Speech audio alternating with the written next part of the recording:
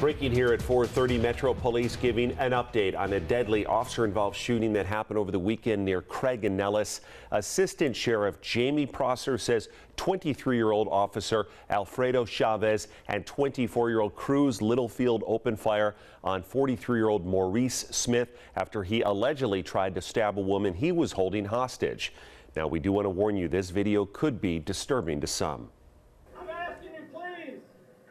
I'm asking you, please. Take her in and kill her. Take her in and kill her. Hey, stop it!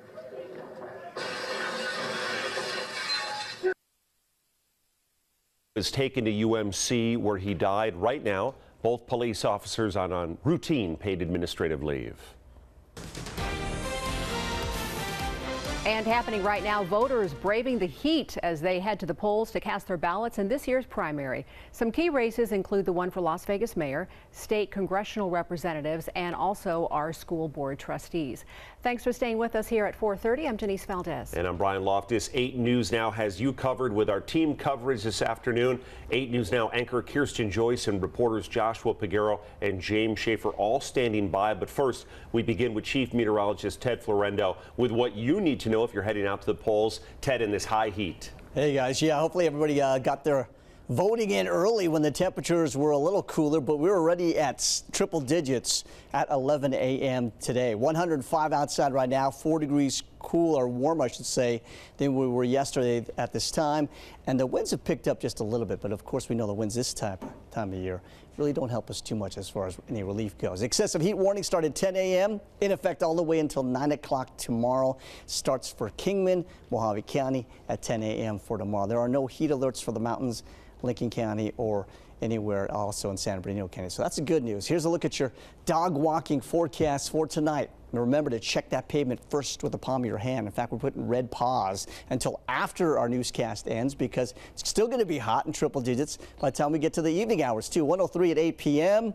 and then even 99 degrees at 10 p.m. Coming up, temperatures will peak and then they'll start to drop. We'll show you how much they're going to drop and what to expect for Dad's Day weekend. That's all coming up in your most accurate weather now. Denise. All right, Ted, just a few hours left now for you to drop your ballot off or vote in person at the more than 100 different locations around town. 8 News Now anchor Kirsten Joyce live in Centennial Hills with what she's seeing there. Kirsten? Denise, our latest tally, the official tally, showing just under 30,000 people have come to various locations, as you mentioned, more than 100 across town to vote in person, and we've got a few hours left to do so. We are here inside this makeshift tent in the northwest part of town at the Thunderbird Family Sports Complex. Various groups outside the tent with signs and stands supporting their candidates.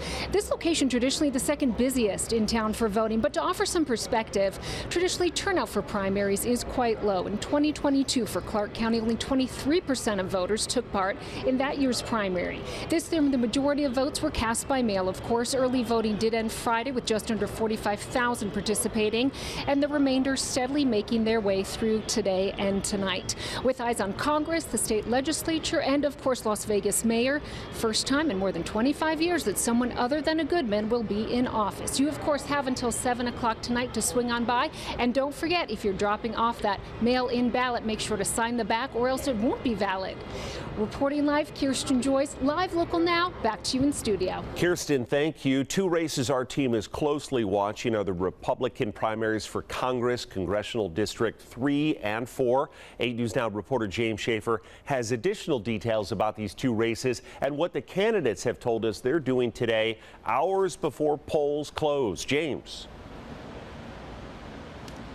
Brian, we don't have results just yet, but that doesn't mean we don't have new information. As you said, these are 2 hotly contested races we're currently watching.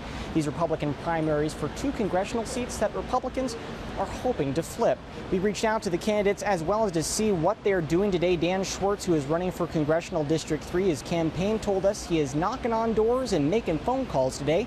We asked if he had a watch party planned, and his campaign said he'll be out reaching out to voters today.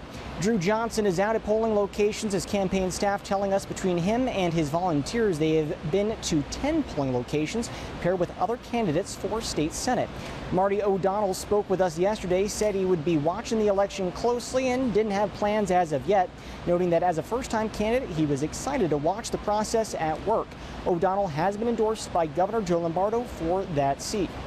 On to Congressional District 4. Former North Las Vegas Mayor John Lee will be at his home later today, watching results come in. He's picked up big endorsements from former President Donald Trump and Governor Joe Lombardo.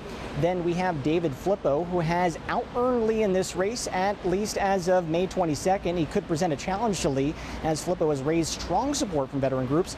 Flippo is out at Thunderbird Park talking to voters, saying he and his campaign will be visiting 2 additional polling locations today. Now, later today, we are hoping to hear from Drew Johnson and John Lee as we follow them as election results come in. Currently, I have the tally: 29,000 in-person votes cast so far. Reporting from the Clark County Election Department, James Schaefer, 8 News Now. Polls open till 7 p.m. James, thank you. The Republican primary candidates for these 2 seats facing off against incumbent Democratic candidates for that seat, currently held by Congressman Stephen Horsford and Congresswoman Susie Lee. Now, Lee will be seeking a 4th term. Horsford will be seeking his 5th term. Now, 4 of the 7 Clark County School Board trustee seats are also up in this primary election, and it's attracted dozens of candidates. In fact, in 3 of the trustee seats, the incumbents are bowing out.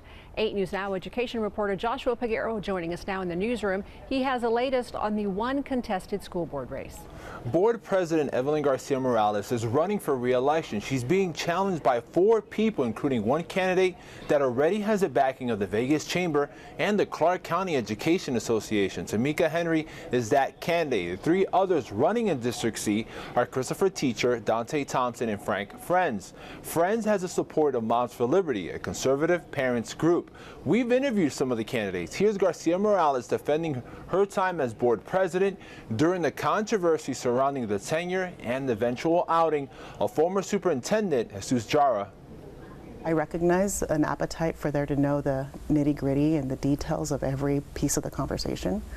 I can tell you and assure you that the board is focused on moving forward. I really do feel like our district deserves better.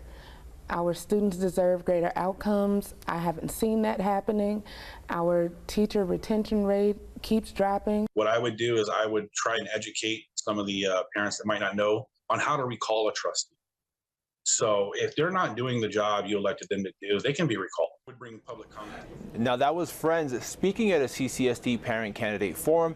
The other 2 candidates, Christopher Teacher and Dante Thompson, haven't responded to my messages. The 3 incumbent trustees not seeking re-election are Katie Williams, Lisa Guzman, and Lola Brooks. Denise? All right, keep in mind that the newly elected trustees will also oversee a new superintendent.